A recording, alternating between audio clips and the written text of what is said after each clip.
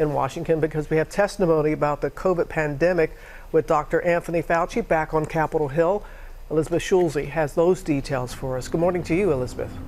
Good morning to you, Robin. And this is the first time that Dr. Fauci publicly testified before lawmakers since he stepped away from the federal government back in 2022. It was a contentious, nearly 4-hour hearing with some Republicans grilling Fauci about COVID's origins and Democrats defending his public service. This morning, Dr. Anthony Fauci back in the spotlight after fiery, emotional testimony on Capitol Hill. Fauci choking up as he described death threats against his family.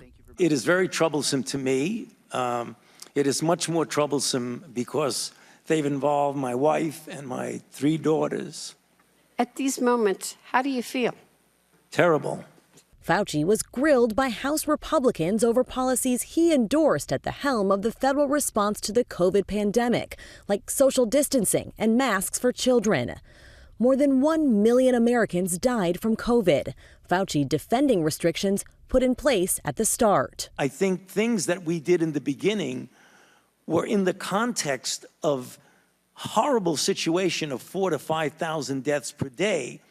But that doesn't mean that you don't go back and look and say, did everything we do at that point and the duration for which we did it, was that appropriate? He rejected unfounded allegations from GOP lawmakers. I keep an open mind that it could be either a laboratory leak or it could be what I think the data is leaning towards mostly, which is a natural occurrence from an animal reservoir. But the hearing descended into chaos when Georgia Congresswoman Marjorie Taylor Greene launched a series of verbal attacks.